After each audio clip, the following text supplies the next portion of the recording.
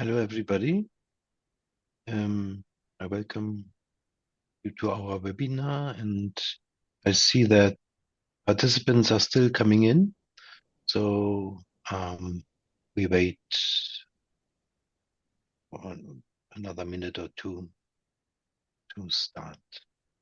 Thank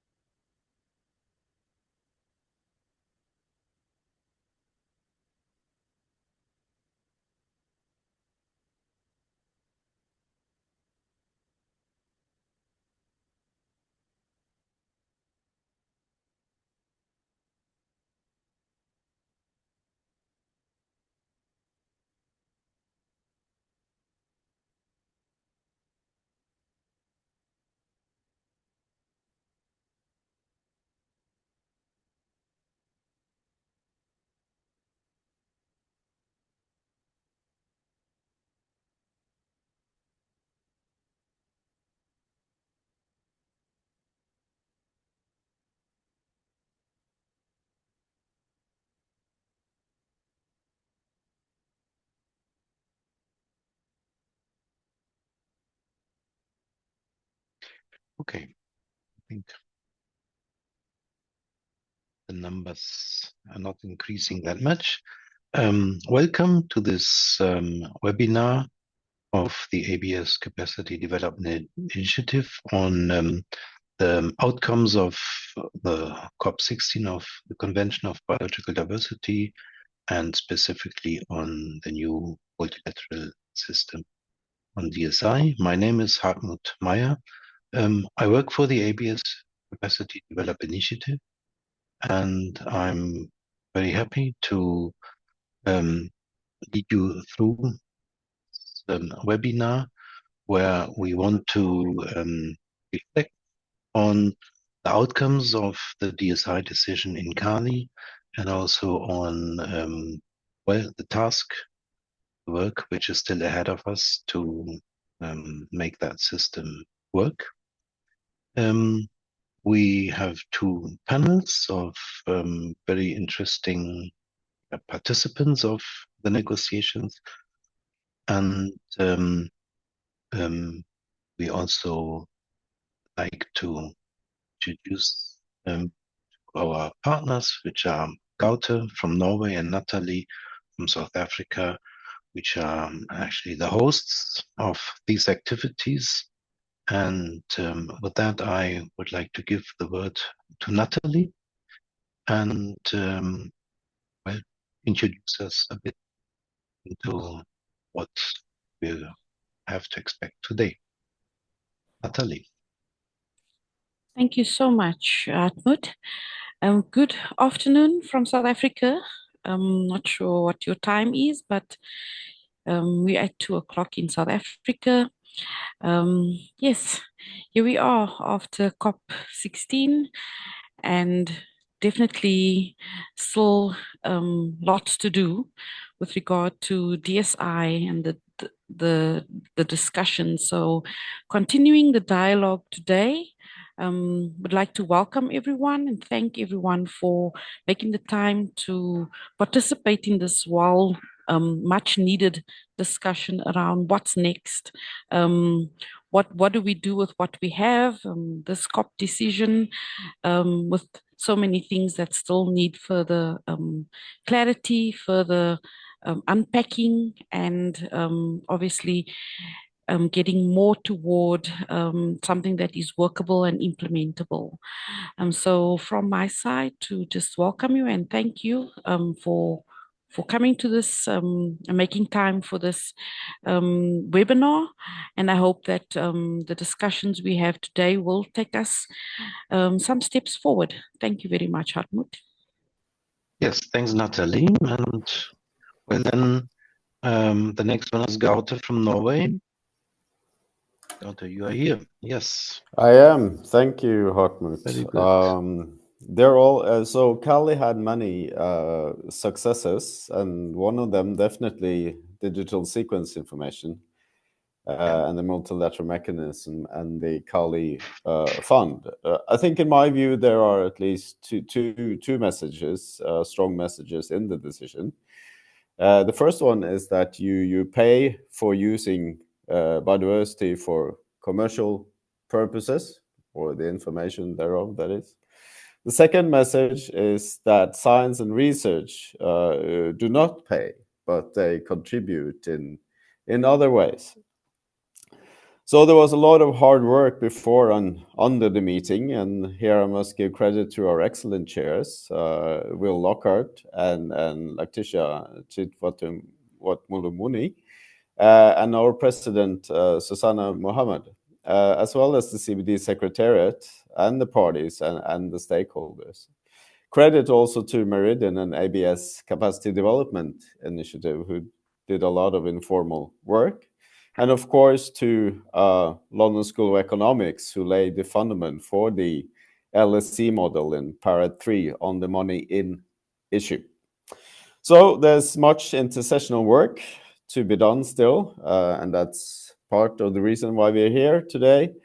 The CBD Secretariat launched a season's greetings package the day before yesterday, consisting of 4 notifications. These will have to be opened during the festive season. Some have probably opened them already. The task today, however, is to open the other various boxes and elements of the Cali decision and see what's in them. And there might be some stuff that needs to be put in boxes, wrapped, and open at a later stage. So I think I'll wrap up here. Thank you, Hartmut. Yes, thanks, Gaute and Natalie. And well, Cali is a bit now some weeks behind us, and I think we have digested the negotiations, the decision, etc. And that's also now where we launch our first small poll in this webinar. It's about what's your mood after Cali? Are you happy with that decision in general? So we just like to what you are. So we ask you to fill it in, click on one of the answers, and then see where we are.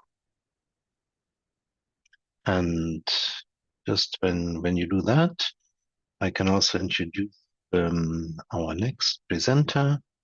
Yeah, this was going to give an input about the Cali decision, the Cali Fund, the multilateral mechanism, and where are further construction sites. So I think I will this quiz.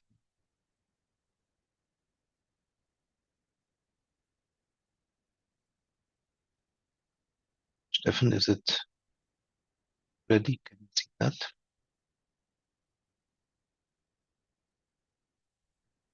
Okay, very fine. Hello, everyone. Just waiting. Are we going to see the poll result now, or will it come later? There they are. Yeah. Okay.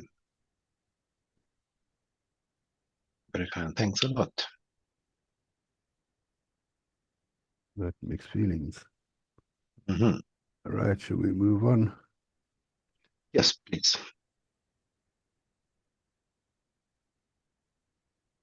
Well, yes, hello again. Good morning, good afternoon, good evening. I've been asked to, having not been in Cali, to cast an outsider's eye over the decision 16/2 and to basically introduce a discussion that will have, that will be taken up by 2 panels of panelists who will bring more content to it. Can we move on to the first slide, please?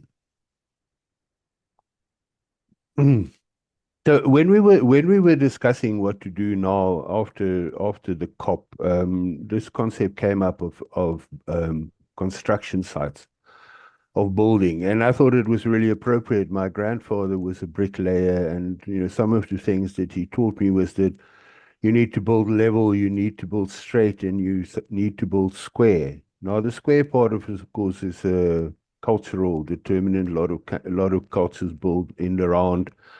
But building level and building square and measuring as you build so that things fit together are very important.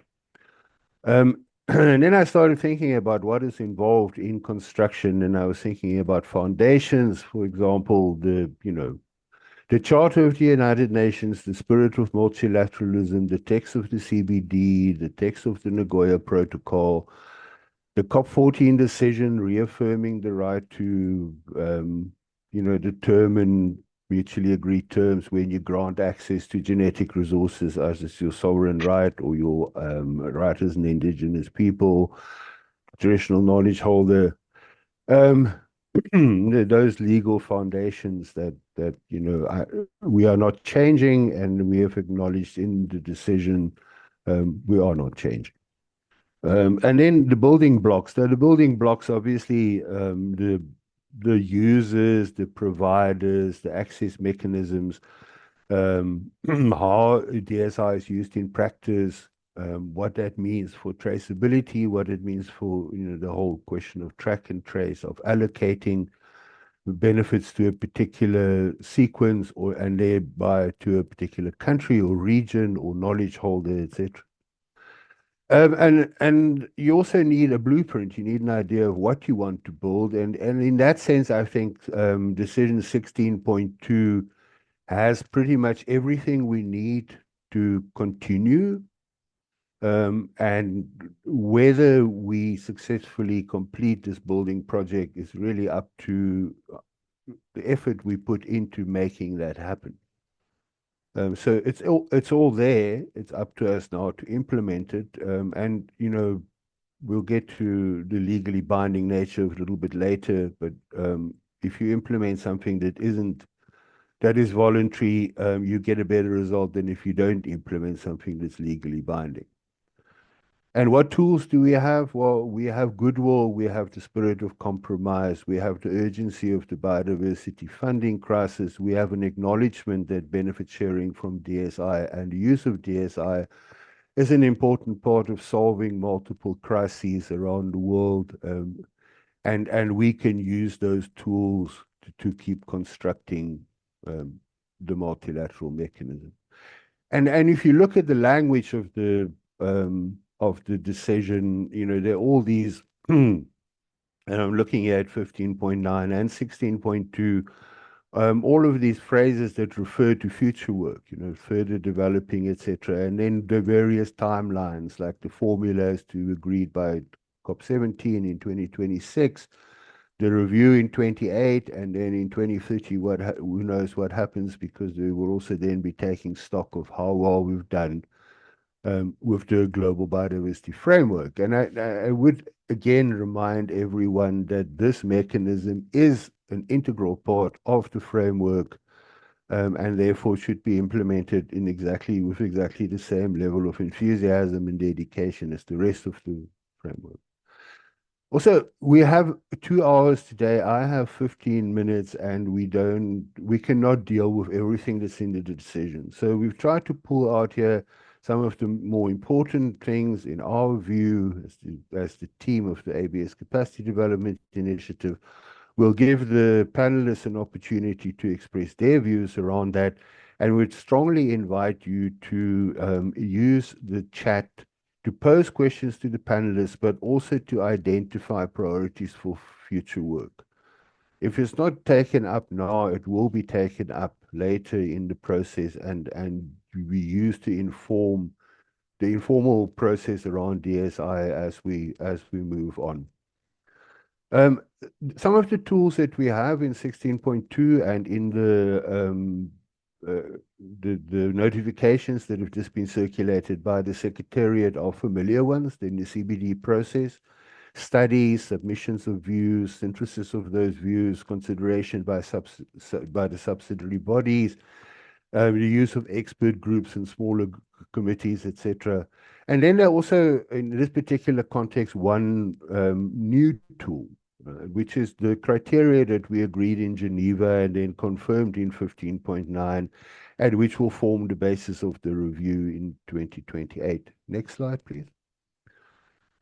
So just a quick reminder of those. I'm not going to talk you through them one by one because that will take up too much time. I think everyone is familiar with them. It's paragraphs 9 and 10 of decision 15.9.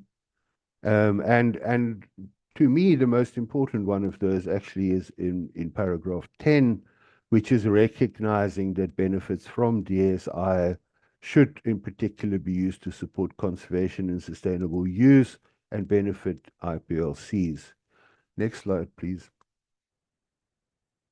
The first and in a way the most obvious construction site is to get money into the mechanism, right? And for that, there are the main building blocks in the decision is there is an agreement that all users should share benefits. There's an indicative rate at which they should be shared. There's guidance on who should start, which is the large users in selected sectors. Particularly interesting there that artificial intelligence is included. It is a very hot topic at the moment. And also, I think worth noting that bilateral ABS is left untouched, and that the arrangements that might be made under other instruments are excluded from the multilateral system, unless those instruments decide to include them. So this has been quite a bit of discussion about the fact that COP decisions are not legally binding. Now, that was, of course, a deliberate decision that we made. We could have agreed a long time ago to negotiate another treaty. Given the urgency of the biodiversity crisis, we decided that we can go along with a non-binding arrangement around this and implement it as part of the global biodiversity framework. So in that context, there are some of the topics that we could discuss and that the panel could discuss is where's the seed funding going to come from so that the multi-party trust fund can start operating the Cali Fund. What can be done of positive and negative incentives for users to participate in the mechanism? Is it possible to construct a coalition of the willing to take a lead in implementing this? What can be done around legal certainty or uncertainty for users of sequence information? There's a whole question of thresholds. I'm not going to go into them in detail now. I mean, are they even relevant in a non-binding system? It's a very valid question. And then, of course, how will you monitor and report those?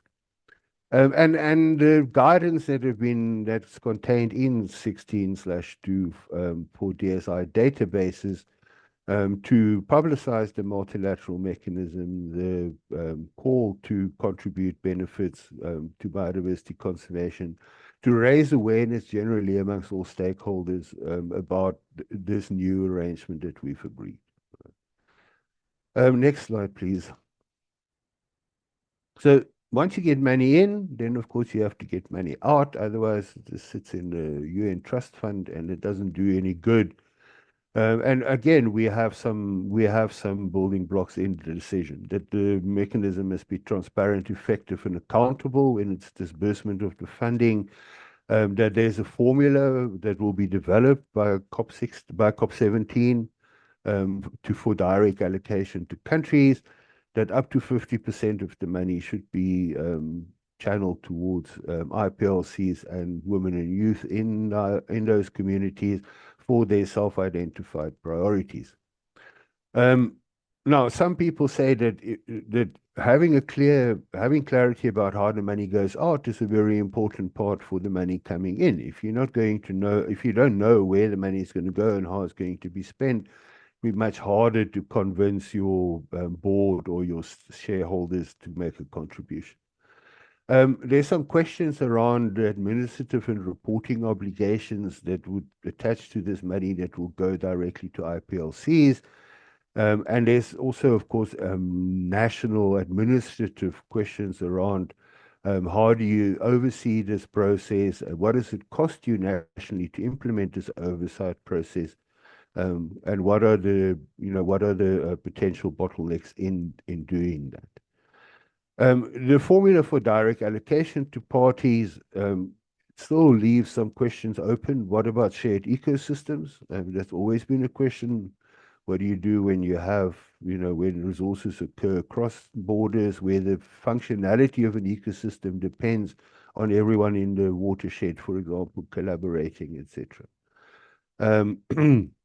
And then there's also, there are rules for reporting under the multi-party trust fund, but what are those? How are those rules going to be applied by countries that receive funding from the MLM? Next slide, please. The next construction site that we identified as important is non-monetary benefit sharing. Of course, there's been a lot of talk about that over the course of constructing this. Again, we have a commitment that all users should share. We have agreed that it will be complementary to monetary benefit sharing. It will build on ongoing activities, and it will be facilitated through an existing clearinghouse. Now, that to me is an important question because which clearinghouse? Is the clearinghouse ready to do that now? If not, then how does it need to be changed? When will that happen? These are probably questions that are best answered by the Secretariat, who are not participating actively in this webinar today, but there are things we should all be thinking about. So, and who will develop the modalities there? And so, how do we make the links to the long-term strategy for capacity development? And what are the links to technology transfer? And non-monetary benefit sharing does incur many monetary costs. How will those be covered? And then again, around the self-identified needs, right? What are the process for doing that? How is that legitimized at the community level? What are the criteria for, meeting the benefit to biodiversity and sustainable use criteria in 15/9? And what support can IPLCs expect in developing proposals and applications? Next slide, please. There's the whole question of governance, right? The steering committee, the COP, the authority of COP, and the guidance of COP. That's good. There's some guidelines about data governance, but they do not fall under the authority of COP. They are basically for databases to implement. And then we will review that against decision 15.9 at COP18. So some of the questions there is, how exactly will the authority and guidance of the COP be determined? Will we renegotiate that at every COP? Will we start a long-term process around it? Will there be an accumulation of authority and guidance? I think those are still very open questions. All right. Then there's the issue of what to do about the fact that the Vatican is not a party to the CBD, and therefore the databases under its control would not be obliged to do anything that the CBD decided. You might ask the same question about the United States, of course. There's also this whole issue of the user certificates. I mean, they are obviously very valuable to some stakeholders, this idea that there will be no duplication of benefit sharing expectations, but exactly how does that work in practice? Who takes the lead on that? Is there some way for that to be clarified, to be sped up? For example, through a coalition of the willing amongst mega diverse countries. And then there's some questions about the steering committee and how exactly it will function and how it will be and who will take the lead there in setting the agenda, for example, for the review of next slide, please. Then this is the last of the construction sites we identified, which is the use of this instrument, this setup by other instruments. We have an agreement that it will be mutually supportive of and adaptive to any future DSI benefit sharing arrangements, and that the operation of the multilateral mechanism will be financed by the Global Fund. Now, I put that in here because that raises some questions about how exactly will that work in practice. Because the Cali Fund will be, by CBD decision, mutually supportive and adaptive, and other instruments are only invited to. So considering that most of the DSI is contained in one single global ecosystem, how will this work out in practice? Right? We start splitting it up at the database level. Again, that also has implications for how the money will be spent, right? I mean, it's like, will we spend it on health and agriculture? Will we spend it on biodiversity? What do we do about BBNJ before the BBNJ treaty enters into force? And if there are conflicts, which there probably will be, how will these be addressed in the absence of an overarching body to solve that? And then the last slide, which is just an encouragement to say, there have been long and difficult construction projects in human history before. Some of them have taken 2,000 years. Some of them have taken, the Stonehenge 2,000 years, the Great Wall of China 2,000 years, Petra in Jordan 850 years, the Cologne Cathedral 600 years. But the Great Pyramid of Giza was built in 26 years and still standing today. So keep going. We should definitely keep going. We have the tools. We have the construction sites. And if we have the political will, we will get there, and hopefully it will be an enduring structure. Thank you for your attention, and good luck to the panelists.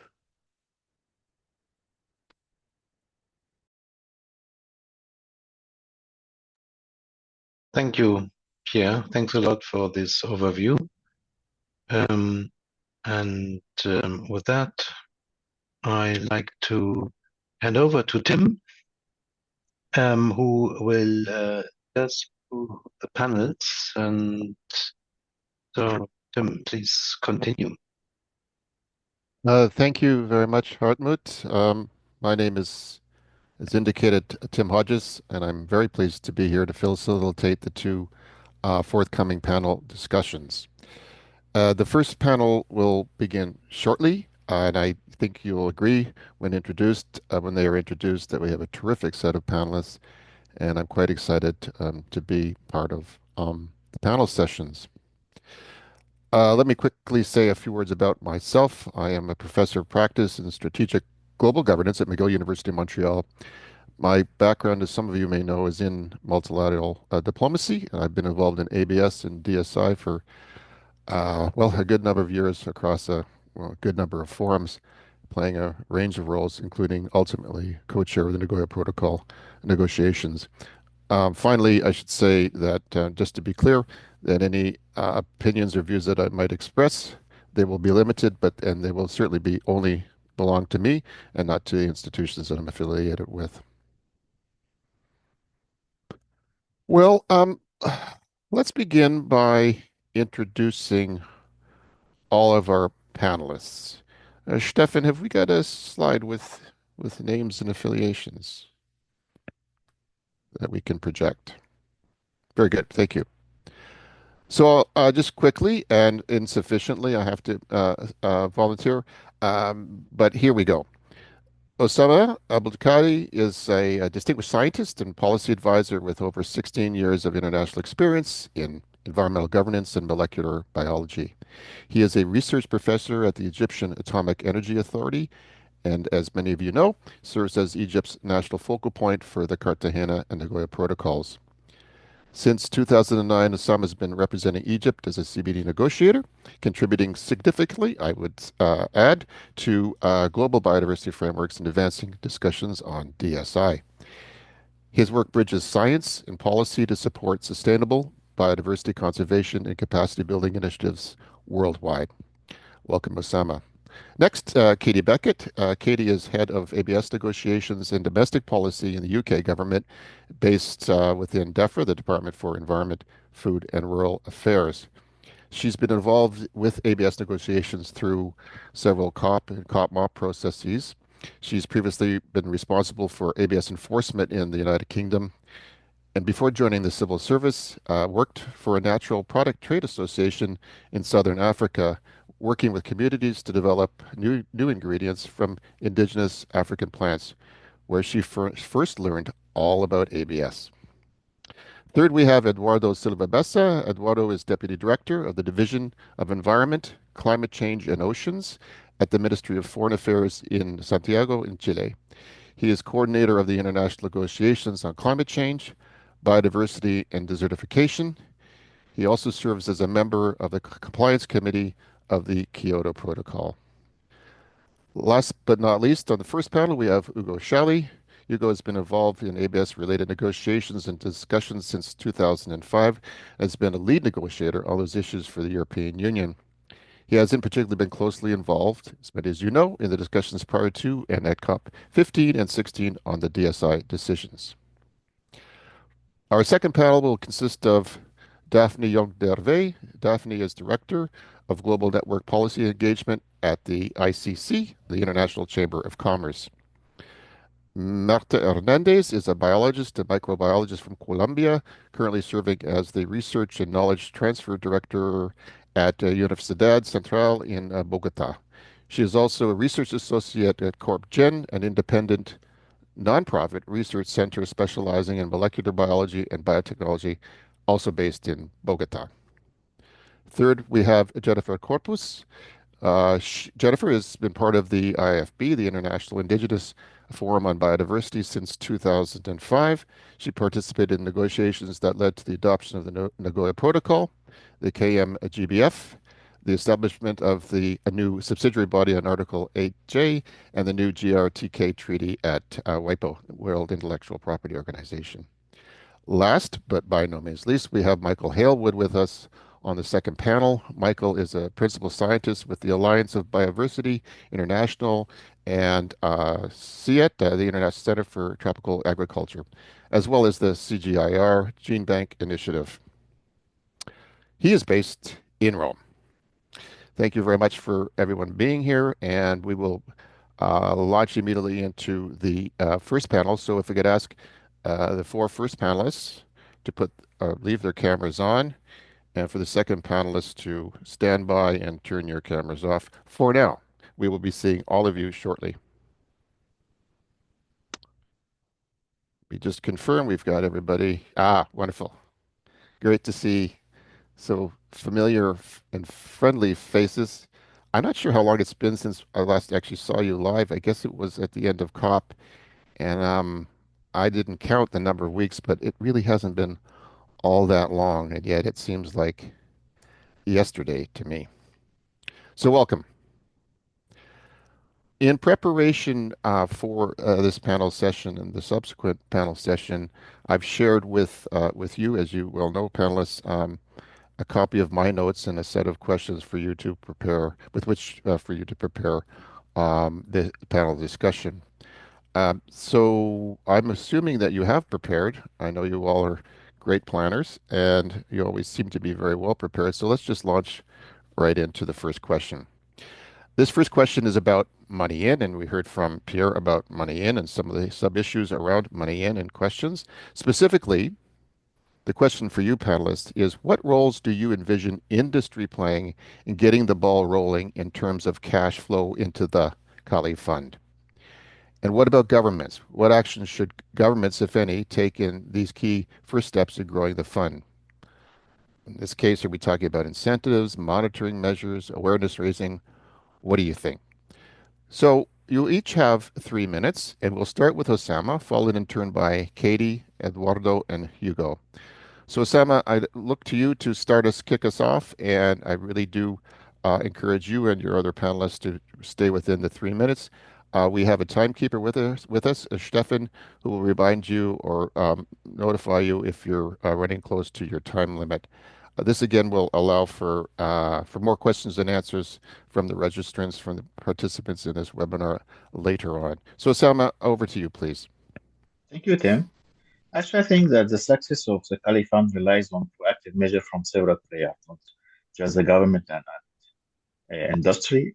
I think that government should establish mandatory monetary benefit sharing obligation under the national legislation, requiring industry to use that are using DSI actually to contribute a percentage of their revenue to the fund. Also, monitoring and compliance measures are essential to track industry engagement. Governments also could introduce incentives such as tax benefit to encourage additionally voluntary contribution as well. Industry, on the other hand, can also play a pivotal role by incorporating voluntary contribution to the Cali Fund into their corporate social strategies and initiative as well. Public-private partnership could also serve as a model to pool resource and ensure steady cash flow into the fund. But one of the most crucial and critical steps is awareness raising, because many industry may not fully understand the implication of benefit sharing or how contributing to the fund align with the global sustainability goals. Government and stakeholders could lead campaign highlighting the global value of biodiversity and showcasing the ethical and practical benefit of supporting biodiversity conservation. This can further motivate voluntary contribution from private entities. Also, one major player is the DSI or entity managing DSI database. I think collaborating with them is quite crucial. I think that governments that have database, governments that belong to the CBD that have database on their land or within jurisdiction should make sure that those databases comply and adhere to the ABS obligation by embedding mechanisms to ensure user compliance with national and international benefit sharing rules. I think through such concerted action combining regulatory mandate, awareness initiative, and partnership, industry and government can work together to establish a sustainable financial flow into the Cali Fund. Is that on that? Thank you. Thank you, Osama. Katie, please. Thanks, Tim. And first of all, just to say a huge thank you for the invitation to join the discussion. And thanks to you and Hartmut and Pierre for really kicking things off. I must say it is really great to be back alongside colleagues and friends. And of course, discussing DSI. I can hardly think of anywhere I'd rather be. So thanks for the invitation. I do think, I completely agree. There's roles for both government and industry in getting the ball rolling. But I also think that those roles are quite distinct from one another. I really liked how Pierre spoke around the building blocks of implementation. And I think that clearly applies here as well. So in these early stages, governments have that role in raising awareness that Osama just spoke about, including around the Cali Fund and explaining what that means for the companies within their jurisdictions and those companies that are using DSI. And then they also have a role to make decisions about how to implement. So we know paragraph 13 of the decision really clearly lays out what those options are. So there's the invitation to put in place policy measures, administrative measures, and legislative measures, I should say, to implement the decision. And governments have a role to make some decisions there. Industry, on the other hand, they've got a real opportunity, like right now, to be early movers in this startup phase of the mechanism and the Cali Fund, and they can demonstrate their commitment to sharing benefits to the mechanism itself and also to biodiversity, and take on the role of leader.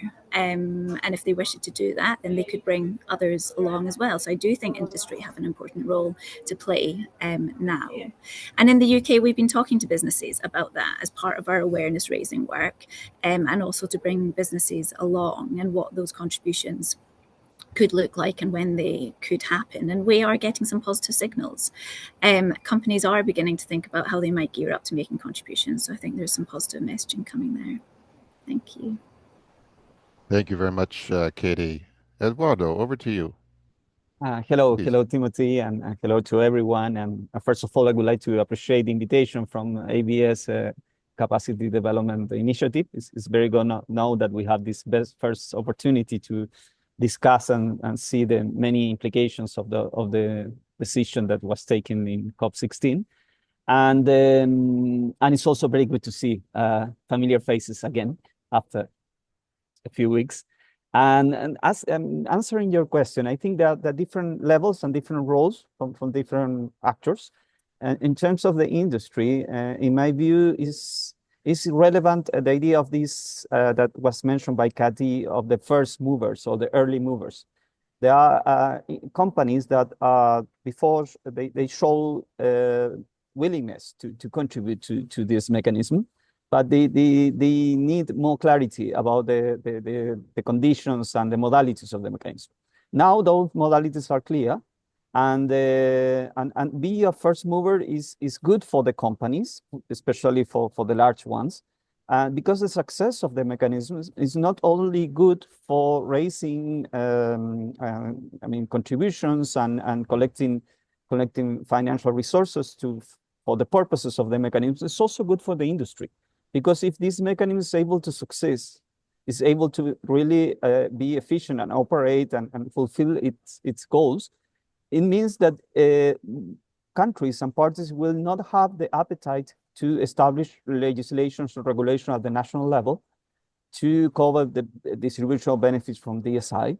And along the time, more in practical terms, probably not in legal terms, in the medium or long term, the mechanism will be able to probably replace all the areas like ABS or Nagoya Protocol, if the mechanism is able to show that the money is flowing, the amount of money that is able to collect is sufficient to fulfill the purposes. And at the same time, countries are starting to receive more finance and more resources for their own capacities and purposes, more than they receive at bilateral level or through their own regulations. Also, in terms of the government, it's important to recognize the concept of incentives, because companies will be able to contribute to the mechanism if they see there are also incentives and benefits. And in that sense, the paragraph 13 of the decision 16/2 in relation to the paragraph 15, create a space in which countries can decide to accept the certificates of conformity or the payment of the contributions to the fund as a proof that those companies have already fulfilled their obligations in terms of distributing benefits from the use of DSI. This will be a clear incentive for the companies.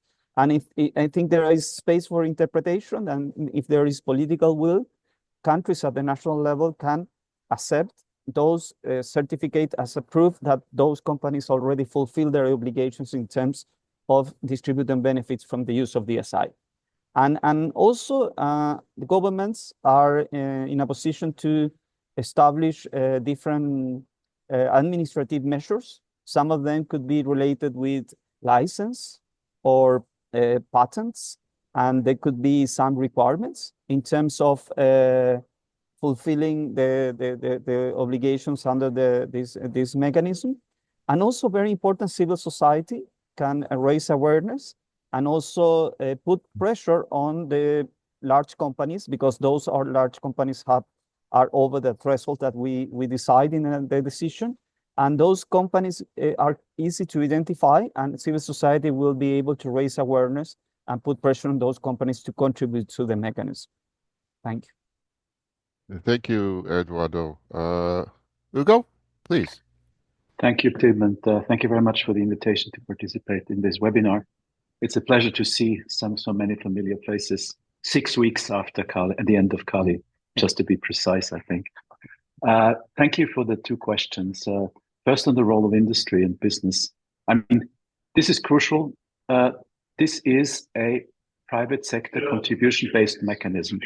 If there are no industry contributions, the Cali Fund will die. There is no role for government-based contributions in that regard. And it will only work if companies see that as a level playing field. if they see that companies from all parts of the world are ready to contribute. So from my perspective, it is crucial that among the early movers, we do not only see companies from Europe, but also companies from other continents and from developing countries as well. If that is not happening, I think the incentive for companies to contribute will actually be relatively minimal. I think that also the question of how to actually bring a first batch of contributions in will be crucial. But again, I think the contribution of companies from all parts of the world, including companies from the non-party that we're talking about, will be crucial, because if that's not happening, the credibility of the Cali Fund will suffer from the very beginning.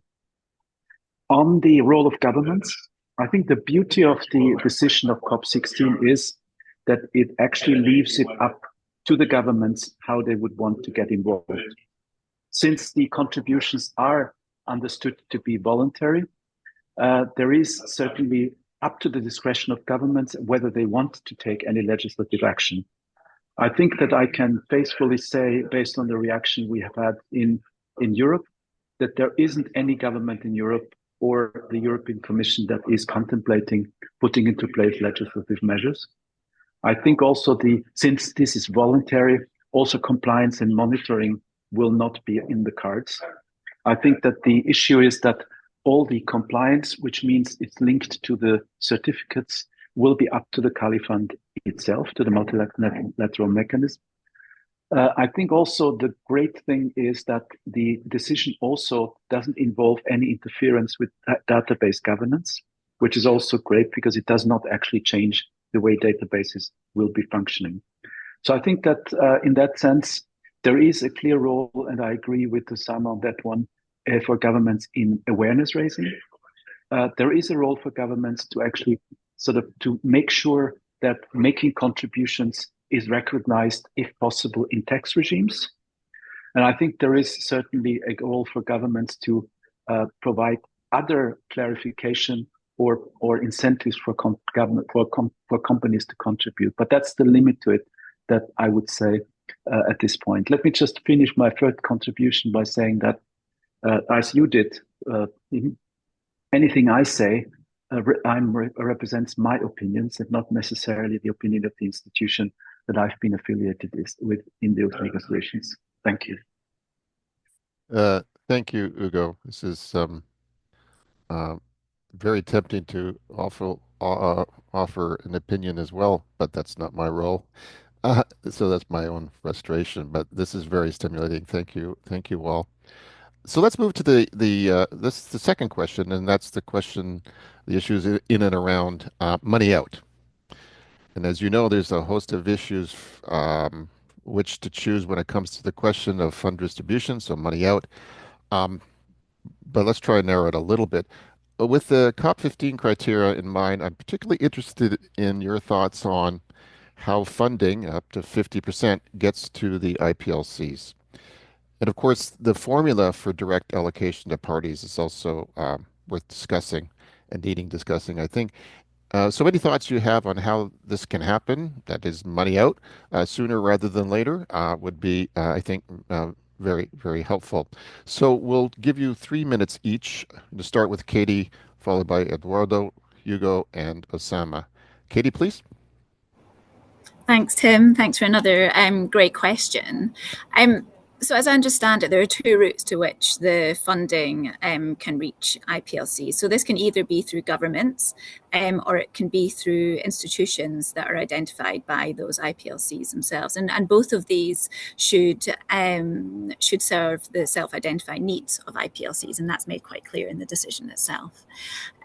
It will be for the countries that are receiving the funding to ensure that the money that they receive does reach IPLCs in the modalities, within the modalities of the decision as well. And I think that's quite an important element to keep in mind. And in Cali, when we're thinking about the distribution to countries, the co-chairs were really keen actually, and parties were given lots of opportunities to work on developing a formula and actually doing that while we were at COP16. But there was some hesitance in the room, and we didn't end up doing that. We didn't take that up. So now we've got a process, and that process will run over the intersessional period, and through that there'll be the development of the formula by a technical expert group. And one of the notifications that Gauta was referring to as our Christmas present, which I look forward to unwrapping in a bit more detail, will be around developing that formula as laid out within, like, through the basis of the criteria, which is in enclosure B of the decision.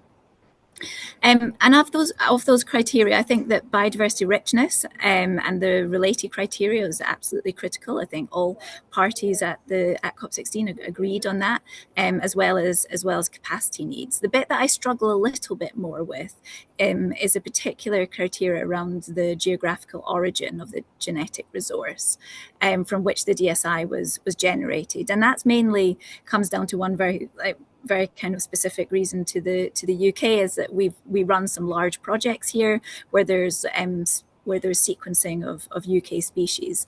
And for a while, I'm not sure if it's still the case now, but for a while, the UK was one of the biggest contributors of DSI from species in the UK compared to any other country around the world. And we all know that the UK is not the target of the Cali Fund. So I think if we use that as one of the criteria, we do just need to be a little bit careful about how that is implemented. And it might mean that the direction of the money is not necessarily where it's intended to be. And then finally, around your question around how can this happen sooner rather than later, I think that's really important, actually, because I'm really hopeful, and from the signals that I think that we're seeing from industry is that money will be flowing into the Cali Fund this side of COP17, and it's therefore important that the money flows out of the Cali Fund also this side of COP17, and therefore before the formula is finalised. And I think there are ways to do that. I think that could be through the direct access by IPLCs, perhaps through the institutions that are identified by IPLCs, rather than going to those country sovereign biodiversity funds in the meantime. And then that would be up until the point at which the formula is in place. So I think there are opportunities to do that, and that should certainly be a focus of the intersessional work as well. Thanks, Tim. Back to you. Thank you very much, Katie. Eduardo, please. Thank you for this second question. There are two parts in the question. One is related with the indigenous people and local communities. In my view, there are many challenges to really be to be able to fulfill this objective of the 50% of allocation of the funding, and this is related with several reasons. One, there are diverse realities in different countries, in different regions, in terms of the capacity of the indigenous people and local communities to be able to present projects and to get finance, and also in terms of the representation, in terms of the way that they are organized. In the countries and regions in which indigenous people have strong organizations and has always been very active and involved in international forums, and probably those countries and those organizations will be more in a position to get benefits from the fund. In other regions, those organizations are quite weak. They don't have capacity to present projects according to some international criteria or standards, and they create situations of imbalance, and probably this is something that we need to take into account and find the ways to be sure that all the indigenous people in all regions are able to really receive benefits from this fund. In terms of the distribution, the second part of your question, the distribution or the allocation of resources. Now we only have an indicative list of elements, and in our view, this indicative list of elements is a good balance. It established several elements that are relevant and critical to then elaborate the real formula, the mathematical formula. And this will be decided in the next COP, and we will have an expert group to do that. And how we can distribute these funds before COP17 in these 2 years is a challenge. It's not clear because there is no any provision about it. But there are experiences in other funds, like for example, the GCF fund, the Green Climate Fund, that they create a special window finance in a program that is called a readiness program. And this readiness program, it's able to provide finance or resources to help countries to strengthen their institutional capacity, their governance mechanism, and they are able to also strengthen their planning, their planning activities and strategies. The idea is to provide support to the countries that they will have the institutional capacities then to present their own activities, the self-identified activities, to the fund when the formula will be ready to receive the direct allocation. This readiness program in other funds is a specific amount of money that is the same for each country. There is not a formula to allocate this readiness program, and could be a kind of transition, in a transition period, a way to support countries to be able to have capacity to receive the direct allocation when the formula is ready to be applicable. This is just one idea that is, I think it could be valuable to explore. Thank you. Thank you, Eduardo. Over to you, Hugo. Thank you. And I'll start with the second question first. And I agree with Eduardo to a large extent that the elements for distribution that are included in the decision for COP16 are actually a good basis for the distribution of any funds that would be received. I have a little bit of a more realistic assessment of when disbursement will actually start, because I'm convinced that large-scale contributions will only start flowing when the institutions that govern the Cali Fund will actually become clearer. So first, there needs to be the establishment under the Multi-Partner Trust Fund Office of the UNDP. We need to put the Secretariat in place, and we need the steering committee in place. So I think that will take some time. And I think I would consider ourselves lucky if we actually have a sizable body of money ready for distribution at the time of COP17. To be quite realistic in that regard. The first question about the IPLCs, I think that this is one of the more disappointing parts of the decision at COP16, because I think that we would have very much preferred to have it clear that it is the choice of the IPLCs whether they want to avail themselves of a government institution or not, whereas the text in the decision is actually the other way around.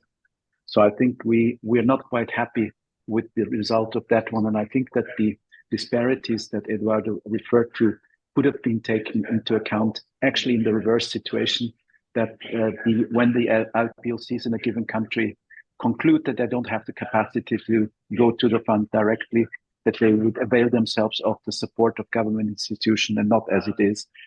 I think with regard to how to ensure the 50%, I think that this cannot be understood as 50% of the overall funding, but I think it's the 50% in a specific circumstances in that regard.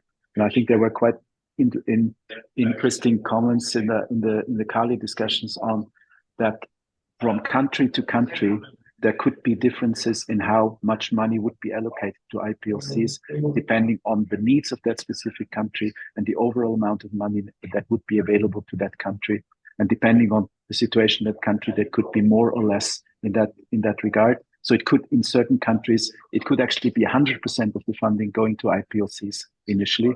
In others, it would be much less. So that would be the best way to work on it. But I think, as Eduardo said, further work is needed in that regard. Thank you. Thank you very much, Hugo. Over to you, Osama, please.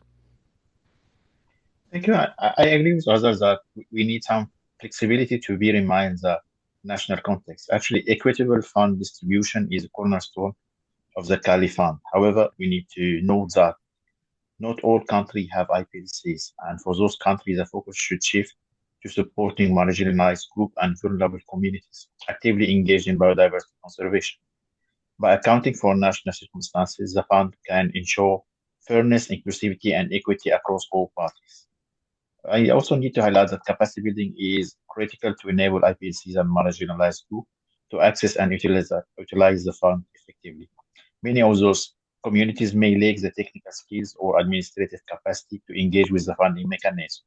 Target training in financial management, proposal writing, and project implementation can empower this group actually to maximize the benefit of the resource they receive. Such capacity building efforts should ensure that funding translates into impactful conservation outcomes.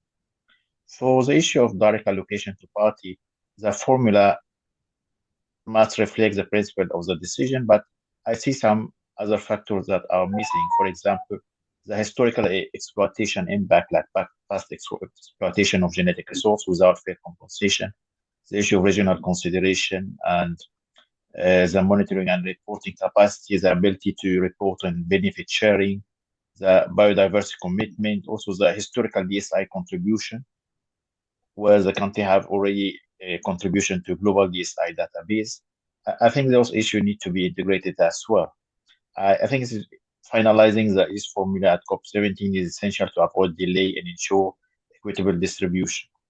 Partner with IPLC's organization and local governance structure can further streamline dispersion, ensuring resources are allocated in culturally appropriate and effective manner, while ensuring that no group or party is left behind in the global effort to conserve biodiversity.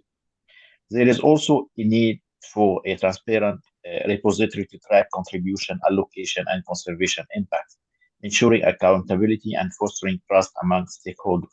By integrating equity, transparency, inclusivity into the fund disbursement, the Cali Fund can effectively support biodiversity conservation while addressing the unique circumstances and needs of different countries and communities. Thank you. Thank you very much, Osama. Thank you all for a very interesting round. I note that we are running very significantly behind, so I'm going to exercise my prerogative, if you will forgive me, panelists, and skip a third question that I was going to pose related to non-monetary benefit sharing. However, as you know, you will reconvene all 8 panelists near the end of the webinar. And if you have some strong feelings or ideas that you'd like to share, I would please encourage you to do it then. And of course, you could always plop some things into the chat as well. So let's move to the fourth question. And here it is. This relates to governance and structure. And the question is simple to pose, maybe not so simple to answer. What needs to happen to get the necessary governance structures up and running? And a number of you have already mentioned the need for this, of course, sooner rather than later, at least those under the CBD's ambit, and that's, of course, our focus here. So what specifically needs to be done? We have the decision, of course, but there are a number of pieces. So please, if you can share your views on that. And a second question, and that's the one sort of outside the CBD or cross forums. With the Cali decision, there's some questions about how that relates to or interrelates with, for example, the international treaty in Rome, and of course the pandemic instrument being negotiated under WHO. What's your view on encouraging greater what I call inter-fora collaboration? And if yes, you do support greater collaboration, how could this actually happen? This has been a question that's been hovering for some time, and I think discussions in Cali indicated that and we have the decision as well, that there is a strong interest, at least among some, of actually addressing that in a concrete way. I'm going to ask Ugo, and you've got 2 minutes each, so please be brief if possible. Ugo, followed by Osama, Katie, and Eduardo. I'm sorry. Well, we'll leave the best to last. How about that? Ugo, over to you, please. Thank you. And I take comfort in the first fact that I was last in one of the other rounds, so I can still think to be among the best, but the whole panel is a panel of the best. I think I'll start with the second question. I think that Cali has created a fact. So the CBD has a first mover advantage because we have something in place. Nobody else has. The treaty doesn't, the WHO hasn't, and BBNJ isn't even in force. So I think that it is crucial to the willingness of industry to contribute, and I think colleagues may actually comment on that one in the second panel, that there is one place to pay.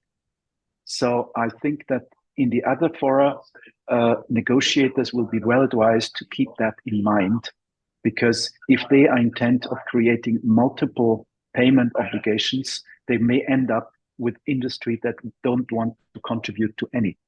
So I think that is a crucial thing, and that is certainly a big discussion that is already happening inside the EU, to be very transparent.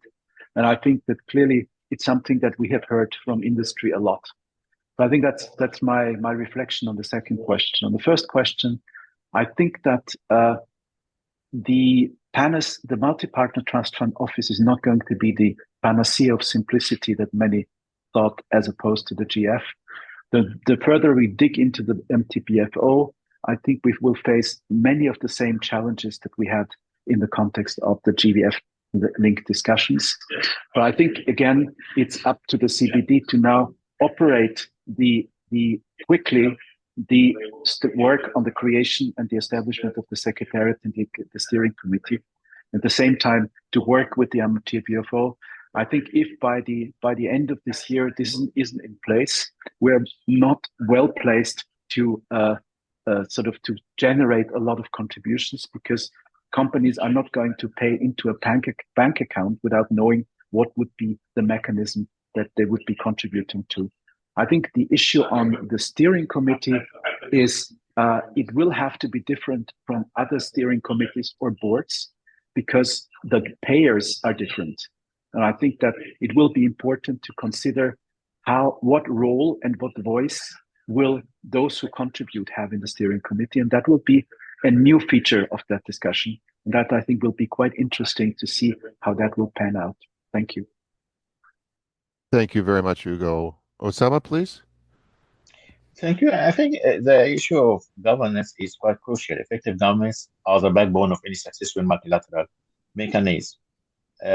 Actually, for the decision called for the establishment of steering committee and the secretariat to oversee the multilateral mechanism and Cali Fund.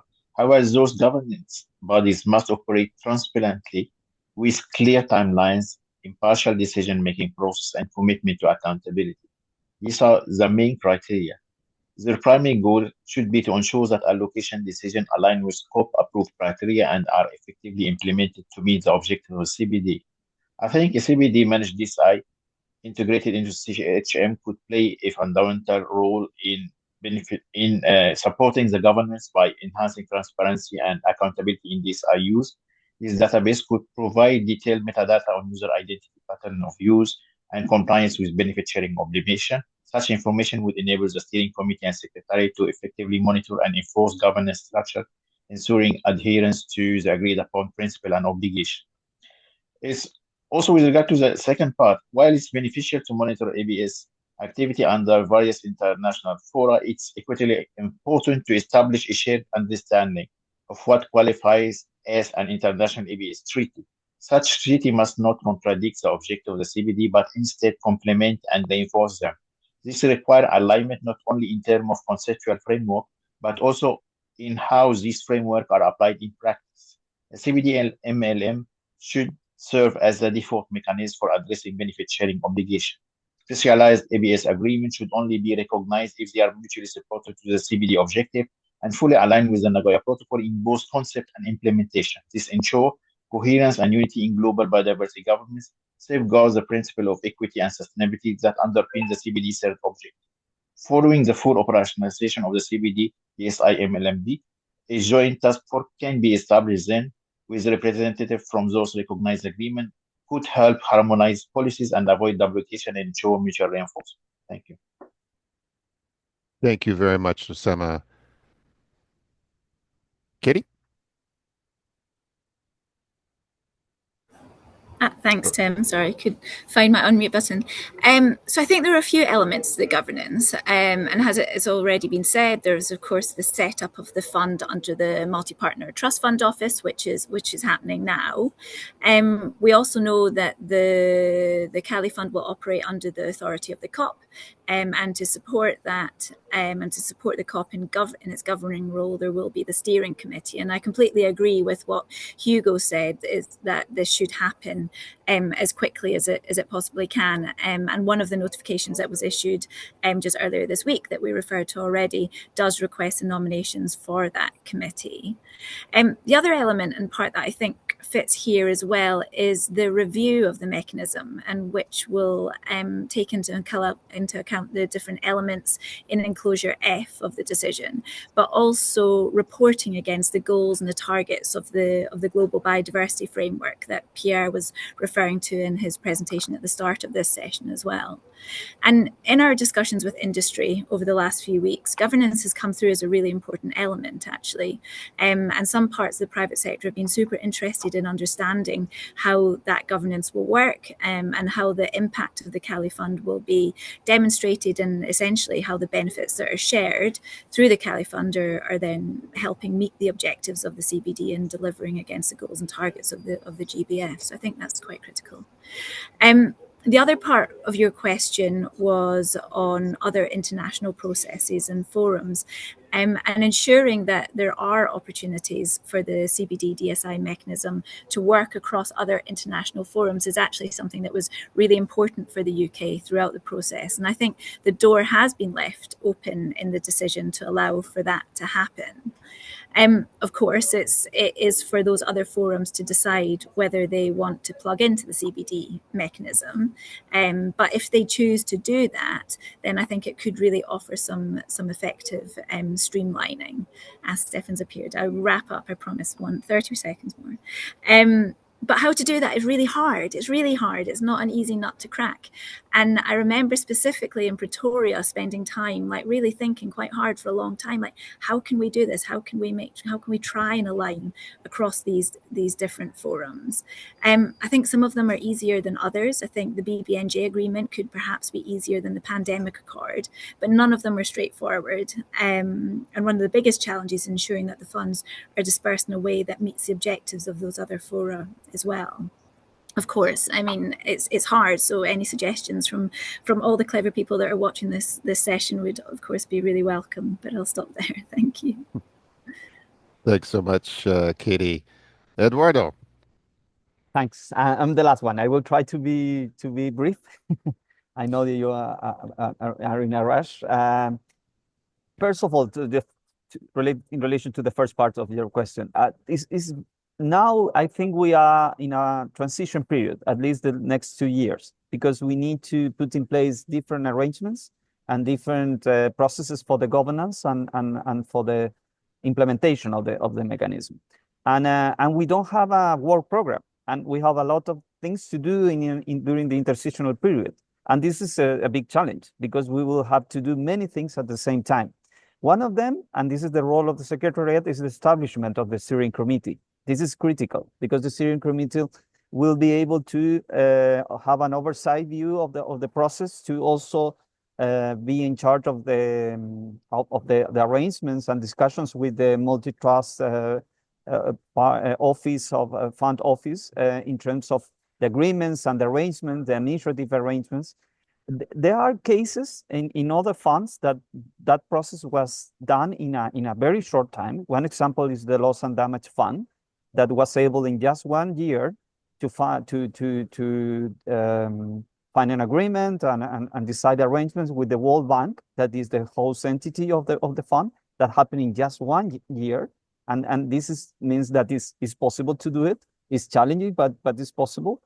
Also, we have to work on different processes at the same time related with studies that were mandated by the decision, studies on identification on small, medium, and large companies, assessment on the rates of contributions, considering competitiveness, and also the impacts on revenue. That is very relevant for the private sector. And the terms of the issue of governance is also very important for the industry, because probably in their view, they feel themselves that they are a kind of shareholders of this fund. But I think this is not exactly accurate. And it's something that we need to discuss, because companies is not the shareholders of a company. This is a multinational fund under the United Nations. They need to have some participation in decision making or as observers, but they are not shareholders of the fund, because this is under a convention and a process of fulfilling obligations in a legally binding treaty by the governments. And we create these mechanisms to help the fulfillment of those obligations. No? But it's important to have that discussion with the companies, because they need to be sure that they will have some oversight of what how is this fund operating and how is this really fulfilling its objectives.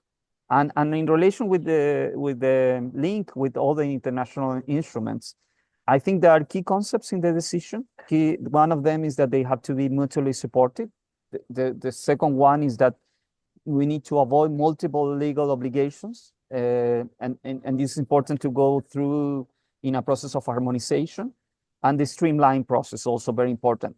But the language is quite soft, because it's just an invitation to collaborate among the governing bodies of the treaties.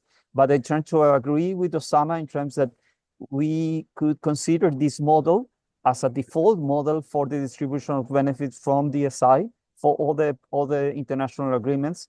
And in that sense, we are in one step ahead, and we need to probably use this privileged position to explain to the other processes how they can take advantage of the decision that we have taken here. Thank you. Thank you, Eduardo. Thank you, Hugo, Sama, Katie, for your wonderfully stimulating, really interesting thoughts. I think it's been extremely useful. And thank you for your patience and your indulgence as well. I'm going to ask you to kindly turn your cameras and your microphones off for now. Please don't leave the webinar if at all possible. Stay with us, because, as you know, following our second panel, we will invite you back to a broader discussion, interacting with the chat and questions and comments from the registrants for this webinar. So thank you once again. So we'll move to the second panel, and I'll ask that the second set of panelists turn their cameras on. Let's see, we have one. There we are.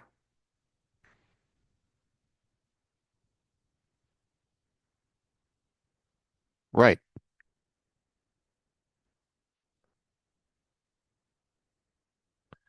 So these, as you well know, panelists, we have similar set of questions for you. We'll operate somewhat differently in terms of who answers when. We've been a bit more selective, and I think so that they're more relevant to particular panelists. I just want to make sure that we have all four panelists on here before we proceed. So I think Jennifer's on her way. And I see Michael's camera, cannot find camera. That's fine. As long as you're with us, panelists, that's fine. Of course, I'd prefer to see your faces, but as everyone else would. But then we have Jennifer. Let's proceed as quickly as possible. Thank you very much again for being here. So I'm going to start with the first question, and that's the money in question. As you will recall, everyone will recall from the first panel session. Specifically, what roles do you envision industry playing in getting the ball rolling in terms of cash flow into the fund, obviously? And what about governments? What actions should, if any, governments might usefully take? There's questions, of course, possibly around, as we heard from a number of the panelists already, talking about incentives, possibly monitoring, maybe not monitoring. Certainly, awareness raising is an obvious possibility. So what do you think about the money in question? I'm going to give the floor to Daphne first, 3 minutes, followed by Marta. And then if Jennifer and Michael, you have anything to add, I'll leave a couple of minutes there for you to make a few short remarks. And then we'll move to the second question. So let's start with you, please, Daphne. Hey, well, thanks, Tim. Very nice to see all of you here, and thanks for the invitation. Just want to start by saying that it's still quite early days. We're all still analysing the decision. I think everybody is. So this is not a collective view, but more, some thoughts and personal observations based on some discussions I've had. So the decision, I really liked what Pierre said about this being a work in progress and construction site. And the decision indeed that came out was very detailed. And I think many of the details we didn't really have time to discuss a lot of them, which led, I think, to a text which has still a lot of points that need clarification. And I think the text actually has proved quite challenging for companies to grasp. And there were some points that were a bit disappointing, I have to say, also for companies. There are quite a few ambiguities. There's quite a lot of lack of clarity. It's not clear what the incentives are in there. And at first reading, it doesn't really provide the workable legally system that we were hoping for, and there are lots of moving parts. So I think companies are still struggling to understand it and relate it to their realities on the ground. That said, I think biodiversity is really a strategic commitment for an increasing number of companies, and those engaged in the process really want the mechanism to work, to have fair outcomes for everybody and to be successful, and incite not just the first movers, but really a maximum number of companies to contribute. And to function that way for the business, on the business side, it has to be workable on the ground and really make sense for companies so that many of them will be encouraged to contribute. So I think one very important role for companies at this stage for money in is to really work with governments and stakeholders to put in as many incentives as possible for companies to contribute, and to make sure that the mechanism is workable and implementable, in the real world, in the sense, and has a really good chance of success. So I think things that we have to work on are clarifying ambiguities. As I said, make sure that there are clearer incentives built into the system, and also ensure that there's consistency in national measures to ensure a level playing field, as I think some speakers earlier alluded to. And specifically, legal certainty is something that is really a very key incentive for companies.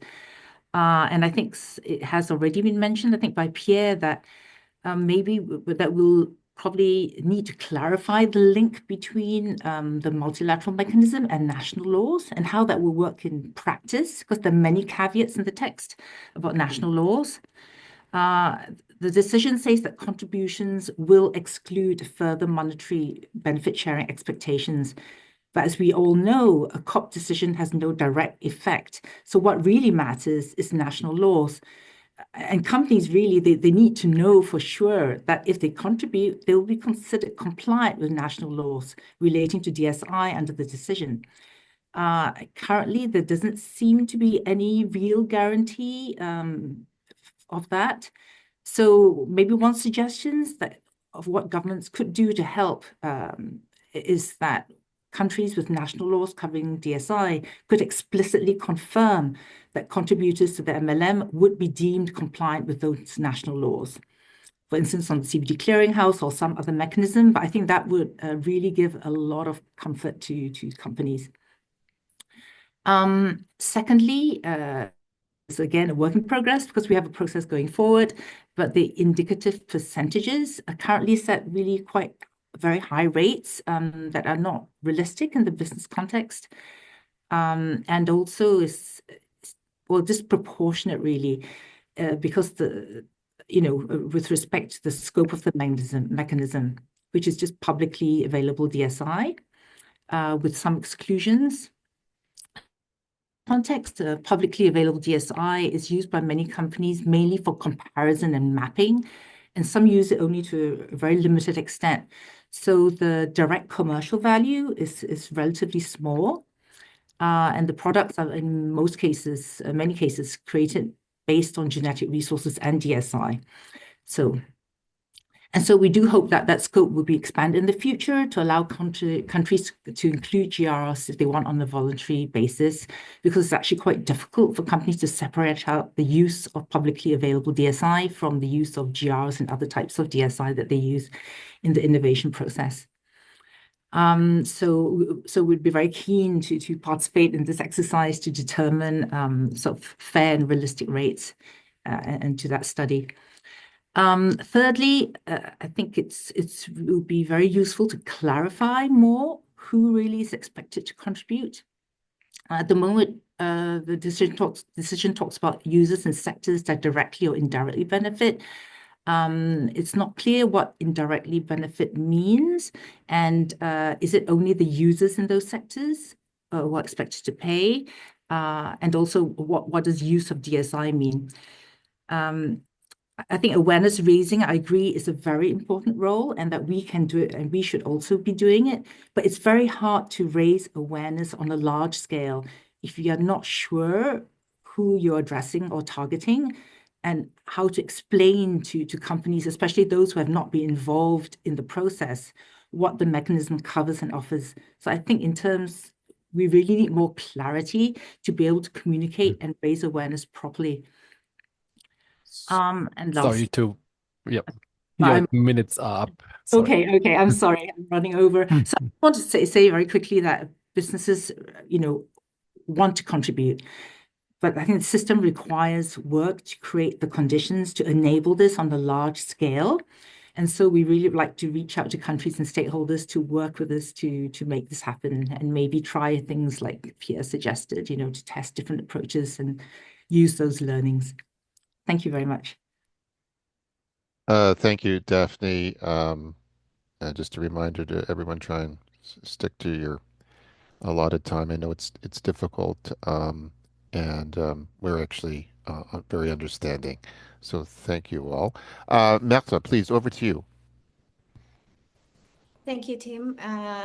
First of all, thank you for inviting me to this webinar. And it's really interesting from the academia and research perspective to be involved in this kind of discussions, because obviously from the beginning of the value chain of producing the DSI is the basic research, is the academy, is the research centers. And this will fuel, obviously, the innovation that Daphne is talking about. So in the terms of incentives for the industry, of course, it's a really important issue, and establishing a very strong framework from the government at national levels. So national levels is also very important, but also building trust between all the stakeholders. So the idea will be to obviously have everybody understand what is entitled with the DSI access and benefit sharing. And the idea of socializing this among all the stakeholders is really important. And the government is part of it, the industry is part of it, the academia is part of it. And I think this will level the playing field in many senses. If we understand what corporate social responsibility, corporate social environmental responsibility is, if we understand what we owe to biodiversity and conservation, it's going to be, of course, easier to engage everybody. So the idea here will be to, of course, establishing communication between everybody. So leveling the playing field. And I think it was, I don't remember who mentioned that everybody should put in the money in the fund, right? So the small enterprises that are in bioeconomy driven, biodiversity rich countries that are looking for development, they will be willing to put on the effort and the payments, whatever they are, if we see that everybody is putting in, everybody is helping. So I think it's between government, between industry, between all the stakeholders to help to move forward with the Cali Fund. Thank you so much, Märta. I don't know, Jennifer or Michael, if you have anything to add. This is your opportunity, or perhaps later on this particular question. So feel free if you do. I can come in later on, recognizing that we don't have time. Super. Thank you. Yeah. Yeah, I'd just like to say a few things. Clearly, even in light of the fact that the outer limits of what DSI is and DSI reliance is, it's still very important when one considers the role of companies here for those that fall clearly within the scope and the range of uses to join the ranks of the early compliers and early providers of money to the fund. I think it's reasonable to expect that a number of companies would come forward. During the COP negotiations, countries agreed not to go home and require companies to pay. So it's incumbent on governments to come up with meaningful incentives. And some starting points on that is to do research to find out which companies in their countries fit within the scope of paragraph 3 and let them know. And of course, there are tools they can rely on, like this rather arcane international standard of international classification economic activities. It's referred to in Closure 2. They could create incentives in the form of subsidies linked to grants, linked to tax relief, linked to IPR applications. Very importantly, I think countries should be looking seriously at paragraph 26 about aligning their ABS measures with the MLM. This would go a long way to contributing to the legal certainty that we absolutely have to have, I think, as an incentive for companies to want to make these payments, which are voluntary now. And on the flip side of that, I think governments should be pretty serious about going after and supporting databases within their borders to know about the decision and to implement paragraphs 10A to E, so that also generates confidence on the other side that systems are in place to ensure that data is being governed in a responsible way. Thank you. Thank you, Michael. Thank you, everyone. Some very concrete inputs. Again, most interesting and I think very useful. Let's go to the second question, and that's money out. So the question of fund distribution, again, with the COP15 criteria in mind. I'm particularly interested in your thoughts on how funding up to 50% gets to IPLCs. And of course, the formula, and we've heard some discussion already about that, for the direct allocation to parties. And if you've got any thoughts on how this could happen, and I think what we've heard sooner rather than later would be where we want to go. Please do share them. I'm going to start with Jennifer, 3 minutes, followed by Michael, and then Daphne and Marta. If you have something to add, you'll certainly have an opportunity to do so then. So let's over to you, Jennifer, please. Thanks very much, Tim. Yes, indeed. There is a paragraph that talks about 50% of allocation going to indigenous peoples. This is lower than our original proposal. And in fact, we had, as IIFP, put on the table a proposal for 100% of the fund going to indigenous peoples while parties figure out the formula for direct allocation to parties. However, this is what we have, 50% of allocation. And based on the paragraph, there are 2 ways for it to get to indigenous peoples. And the way that we read it, we regard it as not in order of preference, and they may be independent of each other. And as we know, the first mode is through governments, and we regard this as similar to the model established by the Global Biodiversity Framework Fund. It can also go directly to indigenous peoples through their institutions. And I will provide some insights for these 2 modes in turn. Through governments, of course, there's a big task for governments from now until COP17. They will have to define the formula for direct allocation based on one of the enclosures. However, we believe that requesting resources for indigenous peoples should be able to take place immediately, even while work on the formula for direct allocation is pending. And so it would not be subject to finalization of this formula. And so as soon as the funds are available, and we believe that it's not going to be like the GBFF where systems had to be set up because it was an entirely new fund. We believe that if it's going to be through the multi-party trust fund, then that that is already established. It already has a system. So there's a possibility of funds flowing right away. Now, directly to indigenous peoples through their institutions, there are again several elements to this part of that decision paragraph. First, it has to be aligned with the self-identified needs of indigenous peoples. And what I will say is that the self-identified needs are fairly well articulated by indigenous peoples. Many have their life plans, which include elements around conservation and sustainable use of biodiversity.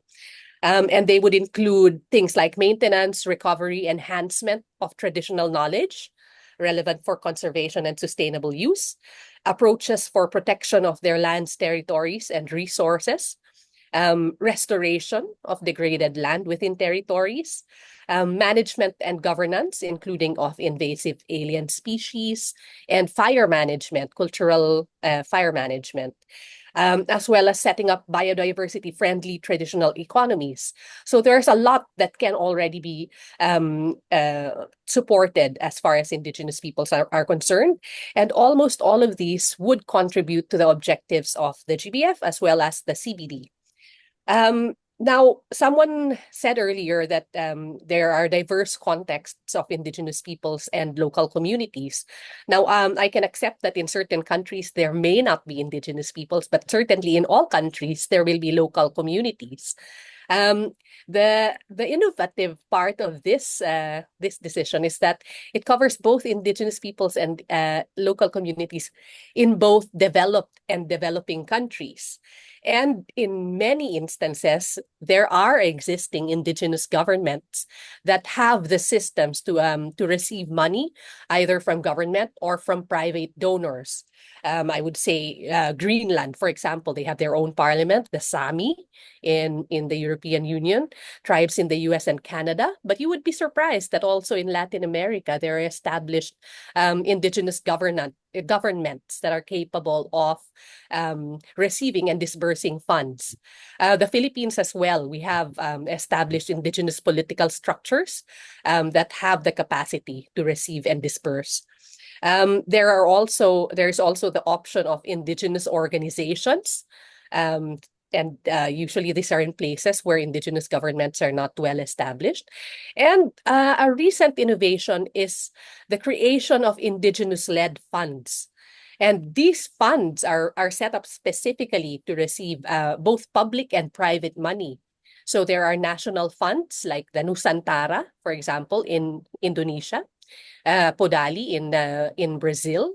There are regional and sub-regional funds which can be more efficient in distributing resources, for example, in the Congo Basin in Africa, and a fund in Mesoamerica, as well as an indigenous peoples fund in Asia. And so to conclude, there are many ways by which this 50% allocation can reach indigenous peoples. And I would argue, as my colleagues at the negotiations argued, that this can immediately be provided and disbursed to support activities that we need in order to meet our 2030 and 2050 vision. Thank you. Thank you very much, Jennifer. We're running a little bit behind, so I'm going to turn to Michael. If you've got anything pressing to add, if not, we'll move along. But please go ahead, Michael. Yeah, just to say, for the direct disbursement under paragraph 20, I think the entities that are set up in governments should have substantial and weighty representation of indigenous and local communities. Yeah, I too have heard it said a couple times during the negotiations, some countries don't have peoples that are identified as indigenous, and that the local communities may not be organized well enough to take funds. And I just think that we got to think differently about that. Dominant cultures have for a long time had a great way of overlooking and not seeing or appreciating local institutions and local decision-making capacities. And I think it may be in some cases there are additional resources necessary that have to be dedicated to empowering entities dispersing funds to lean into the business of working with indigenous and local peoples, to identifying priorities, to identifying local governance institutions and appropriate leaders of potential products. But this is the time to do that, and this is where the money could be spent. With respect to the criteria in closure 2, I've never been sure if they're additive or if they're separate funds. And if they're additive, I have some concerns because they seem to cancel each other out. You can imagine a biologically diverse country that doesn't have a lot of capacity building needs, or a country that has capacity building needs but doesn't have biological richness. If they have equal weight, it's an additive formula, and they'll come out in the middle and not get nothing. My sense is those should probably be separate streams. And if they're separate streams, just a couple of comments. One is on A for biological diversity. Is it, the countries that are rich in intraspecific diversity of domesticated species may not be countries that are particularly rich in wild diversity. So that has to be balanced, I think. And there's also an interesting question about if you're counting the sources of genetic resources from which DSI has been derived. One, be careful because most of the present time is from Europe and America. And two, a lot of stuff is, the question is, it was raised in a webinar I was in last week. What about material in gene banks around the world that might be under the plant treaty?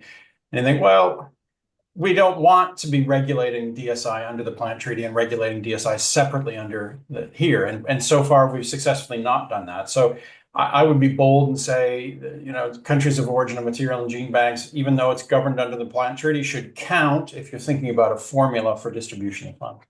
And then one last thing, how do you get the money out? If in the interim, if there's only little money in an interim period, I too think it would be smart to just dedicate the money directly to Indigenous peoples and local communities. Thank you.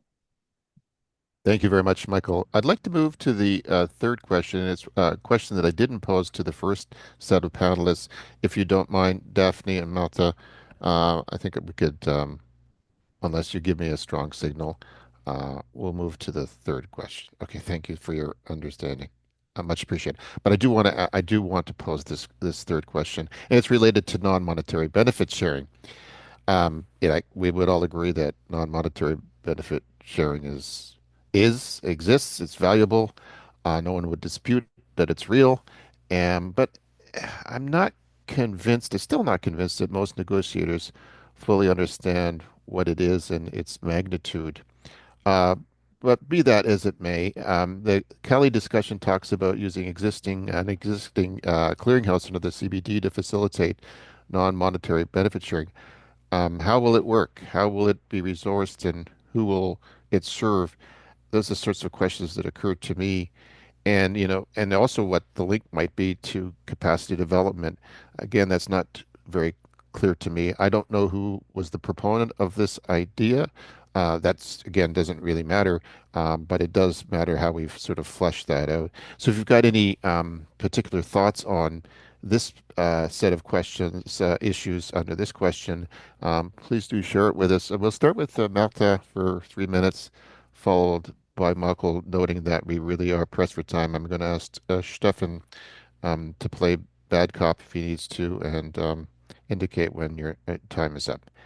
So again, apologies in advance. Marta, over to you. Well, yes, non-monetary benefits, I think it's going to be the big work on the intersessional period, because we have to define what will be the non-monetary benefits and how are going to be managed. So perhaps the best way to think about the non-monetary benefits, it's not only identifying, but also set up rules of indicators, or a set of indicators that can tell us what will be the contribution of those non-monetary benefits, for instance, to the fulfilling of the QME-Montreal goals. So this is really important to think, how are we going to define these non-monetary benefits, and what are going to be those indicators? So those indicators, scientific collaborations, for instance, joint publications have to be motivated, is a big framework that is needed in order from the academy and research to get sharing of that information, to get capacity building, for instance. And DSI is the gift that keeps on giving. From DSI information, we get more information, right? So DSI per se in a regular context is not as valuable as being analyzed. And for that, we need capacity building. So identify these partnerships on research, for instance, if we think of allocating funds, funds should go to joint research, to leveling the playing field, to make us even better in DSI analysis and in DSI production for several countries. So I think it's going to be a lot of work on this intersessional period. Thank you very much, Malta. DSI, the gift that keeps on giving. I used to say that about ABS, so maybe there is a recurring theme here. Thank you. Michael. Yeah, thanks. I think you're right to express some skepticism about this.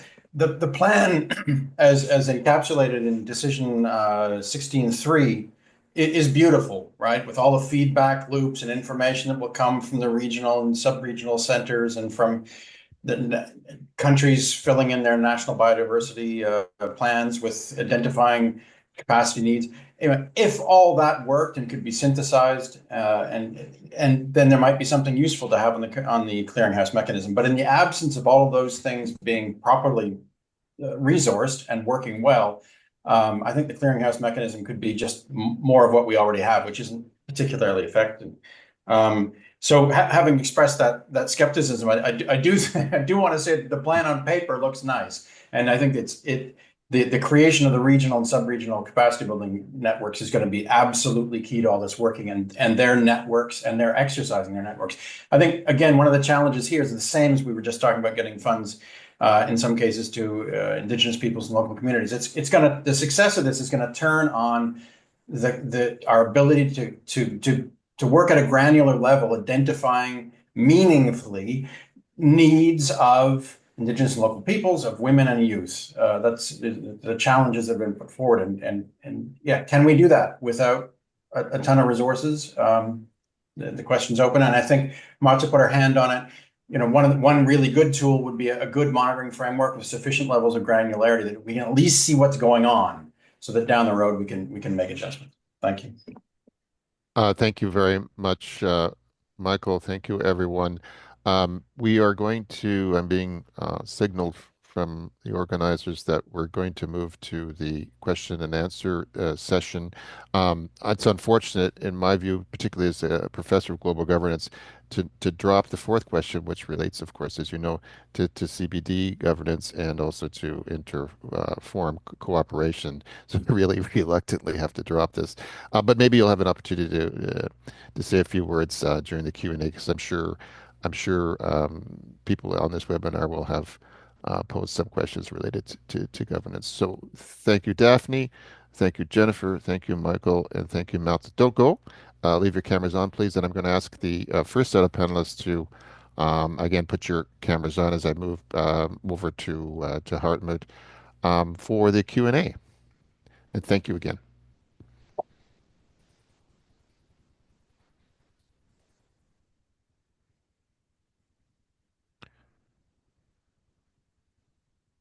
Well, I think it's going to be me for the Q&A. Hello, everyone, and thanks for the very rich discussions in the panel and an equally rich quantity and quality of contributions in the chat. And it's super difficult, of course, to pick out some. But I think there is one question that equally addresses stakeholders as governments, and this is it was posed pretty much in the beginning, and that's on the non-definition of DSI, right? And is this a virtue or is it a problem for the operations of the multilateral mechanism that DSI is not defined? Also hearing that some kind of guidance, of course, is necessary to users, and we heard that from Daphne in particular. What the boundaries are. So maybe that as a first question. Thanks, Joel. Who would like to tackle this first one? If there are no volunteers, I will target someone.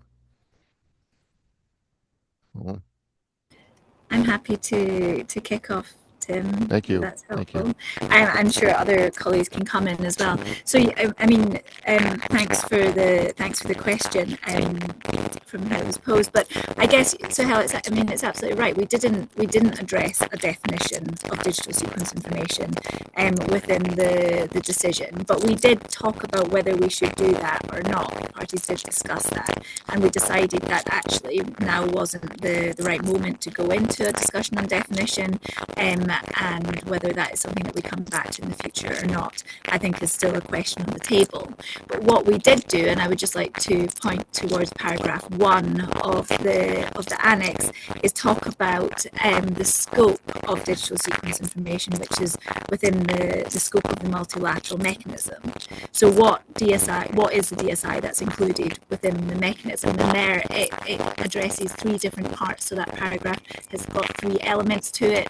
It's DSI, which is made publicly available, where that is publicly available in compliance with national legislation. It also refers to DSI, which is not subject to mutually agreed terms established at the time of access to the genetic resource. I mean, essentially that means DSI, which is in those publicly accessible databases to some extent. And then the third bit is around well, it says for which the fair and equitable sharing of benefits from the use of DSI is not provided by other international instruments. So where the benefit sharing doesn't take place through other forums that we also referred to. So though we didn't get into the actual defining, of which there actually is an ATEC paper. There's a paper that was produced a couple of years ago that does look at the definition. So much of the groundwork has been laid if that discussion does get picked up. In this decision itself, we really focused on the scope of the DSI that's covered by the mechanisms. Thank you very much, Katie. Anyone else would like to say a few words on this first question? If not, I can add few words, Tim. Well, please. actually, I think this is a positive thing, that to maintain a level of constructive ambiguity, because it will allow us to continue discussion and progress despite the lack of consensus on a clear, universally accepted definition of what constitutes DSI. But it's a good thing, because sometimes some people would like to define it too narrowly, and some other would like to define it so broadly. And by keeping the discussion open and avoiding potential roadblocks, especially as developed and developing countries have different views on the scope of DSI, I think this strategic vagueness allows for flexibility in the negotiation process, noting that the language of what constitutes a COP decision is not like totally legally binding in some point of view. So it's a way that party can move forward the process for sharing benefit from the use of DSI that address the various interests and concern. Because sometimes you know that we not agree on a definition, so let us not block the process until we reach that step that we know we cannot reach. Thank you. Thank you, Osama. Daphne, and then we'll go back to Suel. Go ahead. All right, quickly, please. Larger point. I mean, it's really about. I think obviously constructive ambiguity is very useful in international negotiations, but when you start to implement on the ground in the real world, especially if you need to communicate to people who have not been engaged in the discussions, it's important to have clarity. Because we'll need to talk to companies who maybe not even familiar with ABS as a concept, so much less with the term DSI. So I just wanted to stress the importance of clarity. Thank you, Daphne. Suel? Yeah, back to you. Thanks. And here I'm going to combine 2 streams of questions, which were mainly on stakeholders and not on governments. Of course, the negotiations were run by governments, but there were the custodians of biodiversity on the one hand, and the industry on the other hand, to pay for into the fund. And from both ends, there were questions on where then industry and IPLCs adequately implied in the negotiations, were there enough exchange opportunities so that their views could be taken on board. And So I think that's in particular to two on the panels. Yeah, yes, and those two will know who they are. So let's see how you react to sort of broad question. And I'm assuming it's related to the formal process, but of course, we're all aware there was a good number of informal processes that were provided input to the decision. Anyone on this? Daphne, Jennifer, perhaps? Malta? Was that the one the negotiators actually talk to companies about? Is that the about? Yeah. Yeah, I think there were some discussions, and I think companies engaged in discussions have always been quite clear that there's a willingness to contribute, but there have to be some enabling conditions for that to happen. Don't forget, the people in the room, they're in large organizations very often. They have to also persuade, and provide good arguments for within the organizations, like governments have to discuss with other ministries, etc. Similarly, so basically, companies have been expressing a willingness to contribute, but also expressing clearly what the enabling conditions are. So that's what we'd like to really work on with all of you to really strengthen those enabling conditions, to really make it the mechanism of success, and get as much buy-in from as many companies as possible. And I think that there's still a bit of work to do on the system to really strengthen those conditions to make it more. Yeah, voila. Thank you. Thank you, Daphne. Jennifer, did you have something to add? Yes. Very, very quickly. Yes, we did want in preparation for COP16 to move beyond anecdotal to have actually a quantitative, actually largely qualitative study.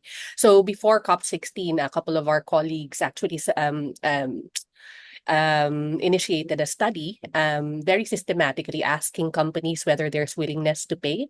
And it was a pleasant surprise to see that the results of that study publication will be forthcoming. But the results is that there is a lot of willingness to pay from the company. So yeah, in a little bit more systematic and quantitative way, we actually try to answer the question, and the question aligns with what Daphne was saying earlier. Thank you.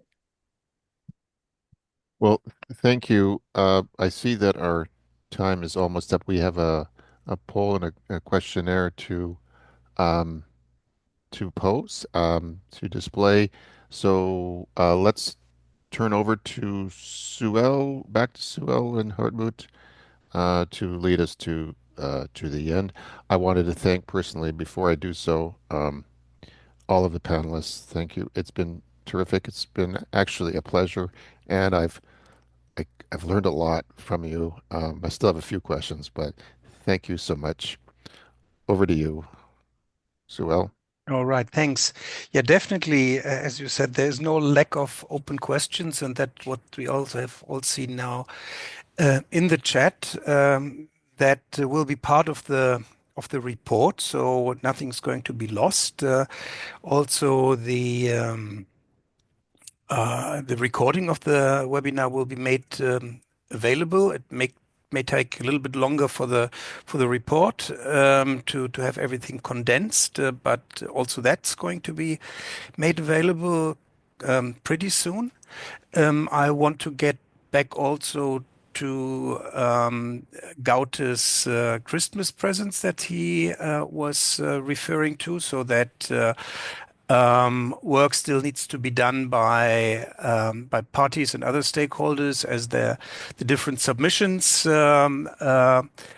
should go to the Secretariat, be it then on SME standards and thresholds, be it on the tools and models related to databases, or on additional modalities of the multilateral mechanism, then of course with respect to the nominations for the members and observers for the steering committee and the technical expert group. So that's all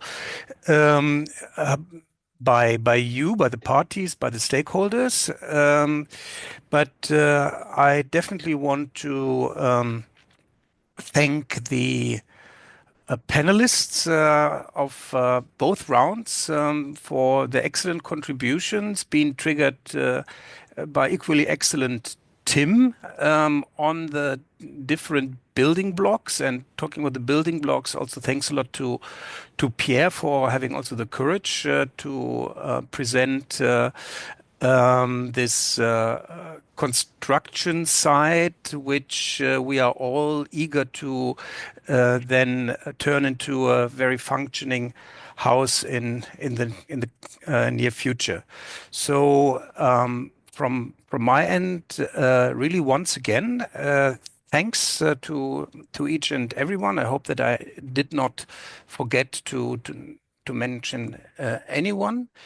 There is, of course, a very last small duty that you have to undertake. There is still a poll to come. That will be also a part of the report in its reflection, and then also we would be very grateful to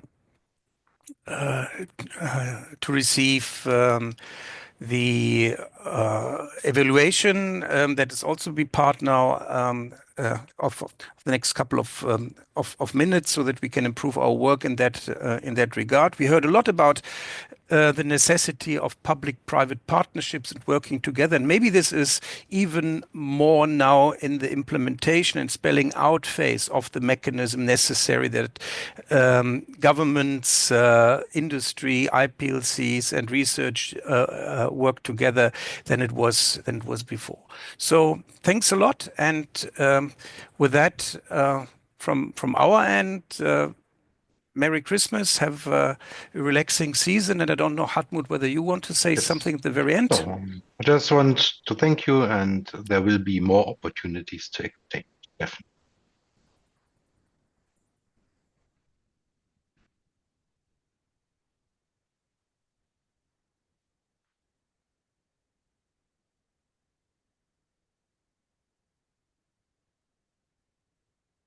Okay.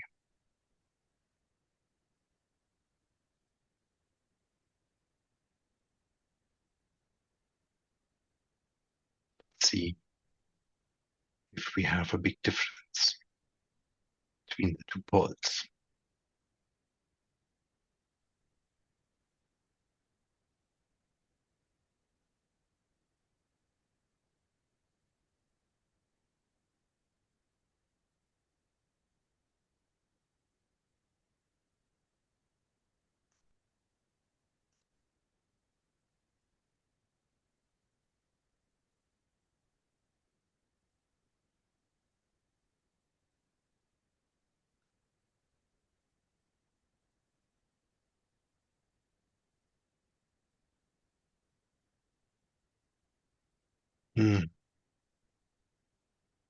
So we think this is at everyone's discretion to interpret. Yes. So there are apparently very optimistic participants, less optimistic, and some that would need to be further convinced.